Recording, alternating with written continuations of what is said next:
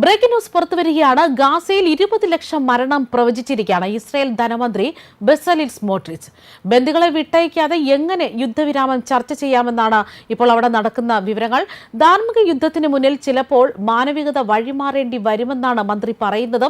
ഒരു പലസ്തീൻ തടവുകാരനെ മോചിപ്പിച്ചു, എന്നാൽ ബന്ദിമോചനം വേണ്ടെന്നും ഒരു പലസ്തീനെ പോലും തടവറയിൽ നിന്ന് വിടില്ല എന്നും അങ്ങനെ വിടുന്നവർ നാളെ യഹൂദരെ കൊല്ലാൻ മടങ്ങി വരുമെന്നാണ് മന്ത്രി പറയുന്നത്. റിപ്പോർട്ടിലേക്ക്. ഗാസയിൽ 20 ലക്ഷം പലസ്തീനികളുടെ ജീവന് ഹാനിയുണ്ട് എന്ന് സൂചിപ്പിച്ചിട്ടുള്ള സുപ്രധാനമായിട്ടുള്ള ഒരു മുന്നറിയിപ്പ് ഇപ്പോൾ ഇസ്രായേൽ നടത്തുകയാണ്. ഇസ്രായേലിന്റെ ധനകാര്യമന്ത്രി ബെസാലേൽ സ്മോട്രിച്ചാണ് ഇപ്പോൾ ഈ നിർണായകമായിട്ടുള്ള പ്രസ്താവന നടത്തിയിരിക്കുന്നത്. ഇസ്രായേൽ ഉപരോധിച്ച ഗാസ മുനമ്പിൽ 2 ലക്ഷം പലസ്തീനികൾ, അതായത് 20 ലക്ഷത്തോളം പലസ്തീനികൾ പട്ടിണി മൂലം മരിക്കുന്ന ഒരു വളരെ ദയനീയമായിട്ടുള്ള സാഹചര്യത്തിലേക്ക് നീങ്ങുകയാണ് എന്ന് ലോകത്തിന് ഇസ്രായേലിന്റെ ധനകാര്യമന്ത്രി ബെസാലേൽ സ്മോട്രിച്ച് ഇപ്പോൾ മുന്നറിയിപ്പ് കൊടുക്കുകയാണ്. ഞങ്ങൾക്കൊന്നും ചെയ്യാൻ പറ്റില്ല, ലോകത്തിന് തീരുമാനിക്കാം എന്ത് ചെയ്യണം ഇസ്രായേൽ. നിലവിലുള്ള ആഗോള യാഥാർത്ഥ്യത്തിൽ, നിലവിലുള്ള സാഹചര്യത്തിൽ യുദ്ധം ഇസ്രായേലിന് ഒഴിവാക്കുവാൻ സാധിക്കുകയില്ല. യുദ്ധവുമായിട്ട് മുന്നോട്ട് പോകുവാൻ മാത്രമേ ഇസ്രായേലിന് സാധിക്കുകയുള്ളൂ. അതിൻ്റെ കാരണം ഇസ്രായേലിനെ സംബന്ധിച്ചിടത്തോളം അവരുടെ ബന്ദികളെ തിരിച്ചു കിട്ടിയിട്ടില്ല. അവർ ഗാസയിലാണ്, അവരുടെ ജീവനാണ് ഏറ്റവും പ്രധാനം. യുദ്ധം തുടങ്ങിയത് ഇസ്രായേൽ അല്ല എന്നൊക്കെയാണ് ഈ ധനകാര്യമന്ത്രി സ്മോട്രിച്ച് ഇപ്പോൾ പറയുന്നത്.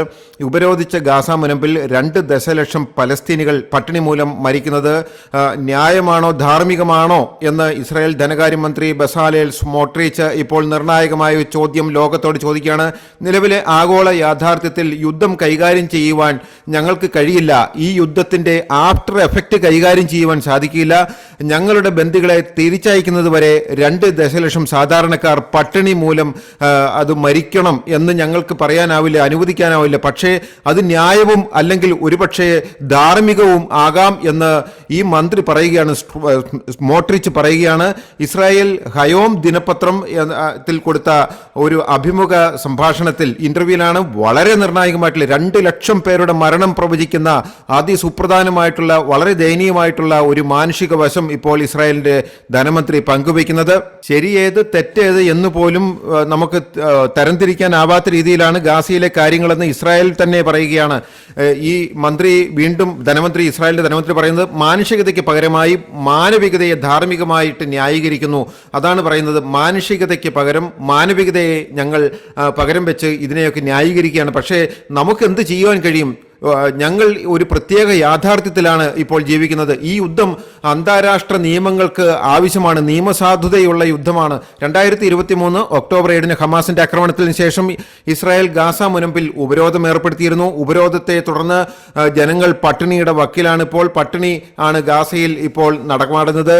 പലസ്തീൻ എൻക്ലേവിലേക്ക് പ്രവേശിക്കുന്നതിൽ ഇസ്രായേലിന് പൂർണ്ണ നിയന്ത്രണം വേണമെന്നാണ് സ്മോട്രിച്ച് ഇപ്പോൾ പറയുന്നത്. വഴിയില്ലാത്തതിനാൽ ഞങ്ങൾക്ക് യുദ്ധം ചെയ്യുക അല്ലാണ്ട് മറ്റു മാർഗങ്ങളൊന്നുമില്ല എന്ന് ഇദ്ദേഹം ഇപ്പോൾ വ്യക്തമാക്കുന്നു. ഹമാസുമായുള്ള സഖ്യത്തിന് ഏതൊരു തടവുകാരനെ കൈമാറ്റം ചെയ്യാനുള്ള കരാറിനോടും തൻ്റെ തീവ്രമായിട്ടുള്ള എതിർപ്പ് വലതുപക്ഷ മന്ത്രി കൂടിയായിട്ടുള്ള ഇദ്ദേഹം ആവർത്തിച്ചു. ഒരു തടവുകാരനെ പോലും ബന്ദികളെ തരുന്നതിന് പകരമായിട്ട് കൊടുക്കുകയില്ല. ഒരു തടവുകാരനെ പോലും കൈമാറിക്കൊണ്ടുള്ള ഒരു സന്ധിയും ഒരു ഒത്തുതീർപ്പും നടത്താൻ സമ്മതിക്കില്ല. മാത്രമല്ല, ഇസ്രായേലിനെ സംബന്ധിക്കുന്നിടത്തോളം 300-ലധികം പട്ടാളക്കാർ ഇപ്പോൾ ഗാസ മുനമ്പിൽ കൊല്ലപ്പെട്ടു. ഇങ്ങോട്ട് തിരിച്ചു കിട്ടുവാനുള്ളത് 100ഓളം ബന്ദികളെയാണ്. 100ഓളം ബന്ദികളെ മോചിപ്പിക്കുവാൻ വേണ്ടിയിട്ടുള്ള വലിയ യുദ്ധത്തിലാണ് 300-ലധികം ഇസ്രായേലിന്റെ പട്ടാളക്കാർ മരിച്ചത്. അതായത് കിട്ടാനുള്ളതിനേക്കാൾ അതിന്റെ ഇരട്ടിയിലും അതിനപ്പുറത്തും ഇസ്രായേൽ നഷ്ടപ്പെടുത്തി കഴിഞ്ഞു. ഇനി എന്താണ് കണക്കുകൾ കൊണ്ട് കാര്യം എന്ന രീതിയിലാണ് ധനമന്ത്രിയുടെ പ്രസ്താവനകൾ പോകുന്നത്. ഇസ്രായേലി ബന്ദികൾക്ക് പകരമായി പലസ്തീൻ തടവുകാരെ മോചിപ്പിക്കുവാനുള്ള തന്റെ എതിർപ്പ് അത് ഏതറ്റം വരെ പോയും താൻ പ്രകടിപ്പിക്കും. അത്തരത്തിലുള്ളൊരു സന്ധിയോ കരാറോ ഉണ്ടാക്കുവാൻ നെതന്യാഹുവിനെ അനുവദിക്കുകയില്ല എന്നാണ് തീവ്ര വലതുപക്ഷ നിലപാടുകാരനായ ഈ മന്ത്രി പറയുന്നത്. യഹൂദന്മാരെ കൊല്ലുവാൻ വീണ്ടും അവർ മടങ്ങി വരും. അതായത് ഇവരെയൊക്കെ ജയിലിൽ നിന്ന്, പലസ്തീൻകാരെ ജയിലിൽ നിന്ന് തുറന്നുവിട്ട് ബന്ദികളെ മോചിപ്പിച്ചാൽ ഈ തുറന്നുവിടുന്നവന്മാർ നാളെ ഇസ്രായേലിലെ യഹൂദന്മാരെ കൊല്ലുവാൻ മടങ്ങി വരും. അങ്ങനെ മടങ്ങി വന്നവരാണ് ഇപ്പോൾ ഹമാസിന്റെ തലവന്മാരായിട്ടുള്ള പലരും, നിരവധി ആളുകൾ എന്നാണ് മന്ത്രി പറയുന്നത്. മാത്രമല്ല, ഗാസ മുനമ്പിലെ പുനരധിവാസത്തെക്കുറിച്ച് തന്റെ വ്യക്തമായിട്ടുള്ള നിലപാട് സ്മോട്രിച്ച് ആവർത്തിച്ചു. അധിവാസമില്ലാത്തിടത്ത് ഭീകരതയുണ്ട് എന്നാണ് ഇദ്ദേഹം പറയുന്നത്. ഗാസ മുനമ്പിൽ ഒരു കാരണവശാലും ഇസ്രായേലിന്റെ നിയന്ത്രണത്തിലല്ലാത്ത ഒരു ഗാസ അനുവദിക്കുകയില്ല എന്ന് തീവ്ര വലതുപക്ഷ നിലപാടുകാരനായിട്ടുള്ള മന്ത്രി ഇപ്പോൾ പറയുകയാണ്. അധിനിവേശ പലസ്തീൻ പ്രദേശങ്ങളിൽ ഇസ്രായേലിന്റെ സെറ്റിൽമെന്റ് കെട്ടിടം നിയമവിരുദ്ധവും ദുരാഷ്ട്ര പരിഹാരത്തിന് കാര്യമായ തടസ്സവുമാണ് എന്ന് UN പറഞ്ഞിട്ടുണ്ട്. ഇതിനെയും ഈ മന്ത്രി എതിർത്തു. ഉടൻ വെടിനിർത്തൽ ആവശ്യപ്പെടുന്ന UN സുരക്ഷാ കൗൺസിൽ പ്രമേയം ലംഘിച്ച് കഴിഞ്ഞ ഒക്ടോബർ മുതൽ പലസ്തീനിൽ അവിടുത്തെ പ്രതിരോധ ഗ്രൂപ്പായിട്ടുള്ള ഹമാസിനെതിരെ ഇപ്പോൾ അന്നു മുതൽ ഇസ്രായേൽ യുദ്ധം ചെയ്യുകയാണ്.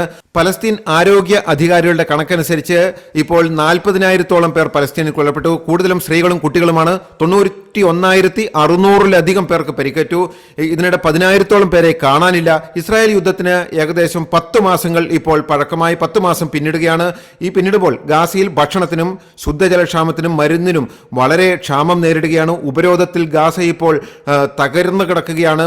മുമ്പുള്ള പോലെ ഗാസയിലേക്ക് സഹായം എത്തിക്കുവാൻ ഇന്ത്യയും പാശ്ചാത്യ രാജ്യങ്ങളും അമേരിക്കയും ഗൾഫ് രാജ്യങ്ങളും ഒന്നും ഇപ്പോൾ ഒരു താല്പര്യമെടുക്കുന്നില്ല. കാരണം ഹമാസ് തളരട്ടെ, ഹമാസ് ബന്ദികളെ നിരുപാധികമായിട്ട് വിട്ടുകൊടുക്കട്ടെ, അവരുടെ സംഘടന പിരിച്ചുവിടട്ടെ എന്നുള്ള നിലപാടാണ് ഗൾഫിലെ ഭൂരിഭാഗം രാജ്യങ്ങളും.